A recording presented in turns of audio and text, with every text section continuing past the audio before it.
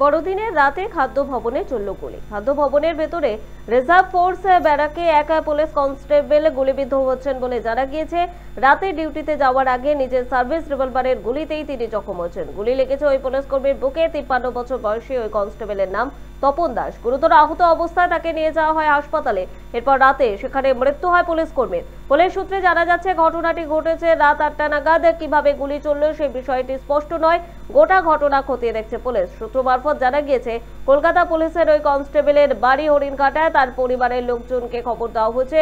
সোমবার রাতের ওই ঘটনার পর রাত প্রায় 10:30 নাগাদ ঘটনাস্থলে পৌঁছয় কলকাতা পুলিশ কমিশনার বিনীত গোয়েল। প্রায় মিনিট 10 তিনি সেখানে ছিলেন বলে খবর। তবে ঠিক কি কারণে ঘটনা ঘটলো তা এখনো পর্যন্ত স্পষ্ট নয়। গোটা ঘটনা ইতিমধ্যে খতিয়ে দেখতে শুরু করেছে লালবাজারের হোমিসাইড শাখার অফিসাররা। জানা গিয়েছে তাপস পাল নামে ওই পুলিশ কর্মীর নাইট ডিউটি ছিল। ঘটনার সময় নিউ মার্কেট থানা এলাকায় খাদ্য ভবনের ভেতরে রিজার্ভ ফোর্সের ব্যারাকে গিয়েছিলেন তিনি। সেখান থেকে ডিউটিতে যাওয়ার পথেই এই ঘটনা ঘটে। নিজের সার্ভিস রিভলভারের গুলিতেই গুরুতর আহত হন ওই কনস্টেবল। পরবর্তীতে হাসপাতালে মৃত্যু হয় তার।